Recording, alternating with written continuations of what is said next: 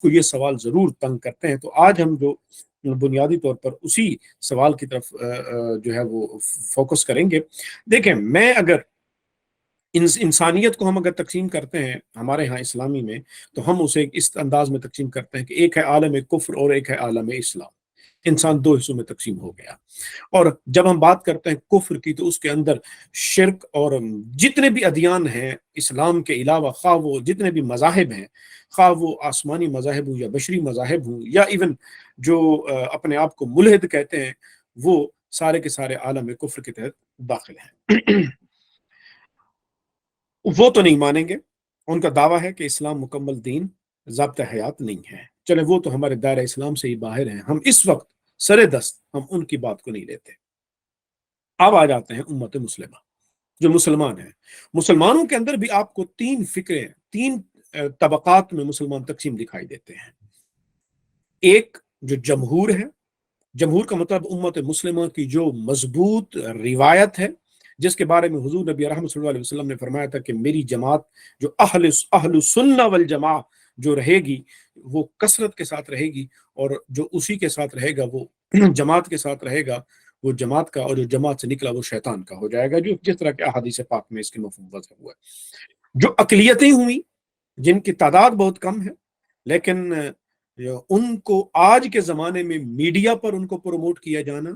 ان کو بھاری فنڈنگ کے ذریعے میڈیا کے پرائم ٹائم کے اوپر ان کے پروگرام چلوانا، جن کا بنیادی طور پر کام یہ ہے کہ وہ نوجوانوں کے ذہنوں میں تشکیک اور شبہات کے سوالات اٹھائیں، اور آ کر بڑے اخلاقی انداز میں، اخلاقی پیرائے میں، دھیمے لہجے میں گفتگو کر کے اور لبھائے ہوئے انداز میں گفتگو کر کے نوجوان کے ایمان کو وہ تشکیک میں مبتلا کرتے ہیں۔ حضرت سیدنا صدیق اکبر نے بھی فرمایا کہ خوش اخلاقی ایسی کمال کی چیز ہے کہ اس کے اندر اگر تم اپنے باطل کام بھی نکلوانا چاہو تو تم آرام سے نکلوا سکتے ہو۔ تو یہ بنیادی طور پر اس انداز سے سہارا لیا جاتا ہے۔ تو تین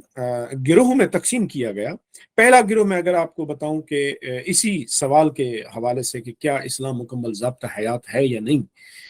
پہلا تو وہ ہے کہ جو مغرب سے، مغربی تہذیب سے، اس کی چکا چوند سے اتنا متاثر ہوا کہ وہ خود احساس کمتری میں کا شکار ہو گئے،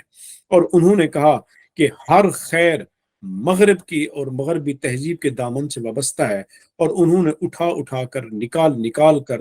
ہر کمی، کوتاہی، اپنی محرومی اور جو کہ اس کا ذمہ دار انہوں نے اسلام کو ٹھہرایا۔ ایک طبقہ تو وہ ہے۔ دوسرا طبقہ وہ ہے کہ جو مغرب سے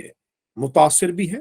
اور مغرب سے وہ جڑا بھی رہنا چاہتا ہے، لیکن وہ اسلامی روایت کو بھی چھوڑنا نہیں چاہتا۔ میں اگر یوں کہوں کہ وہ جس طرح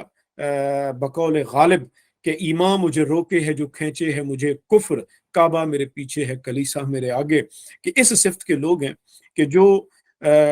رحمان کو بھی راضی رکھنا چاہتے ہیں، لیکن شیطان کے ساتھ بھی یارانہ ضرور رہے۔ تو اس انداز میں جو لوگ ہیں،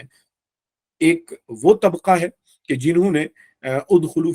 نے اسلام کے مکمل ضابطہ حیات ہونے سے انکار کیا، اور وہ اس بحث کی طرف چلے گئے کہ جناب اسلام نظام تو نہیں دیتا، اسلام تو اصول دیتا ہے۔ اب اس جو بات ہے کہ اسلام اصول دیتا ہے، نظام نہیں دیتا، ضابطہ نہیں دیتا، اصول دیتا ہے، اس کی بھی جو بنیادی طور پر تجزیہ ہے آج ہم اس کو کریں گے۔ اور تیسرا طبقہ جمہور کا ہے،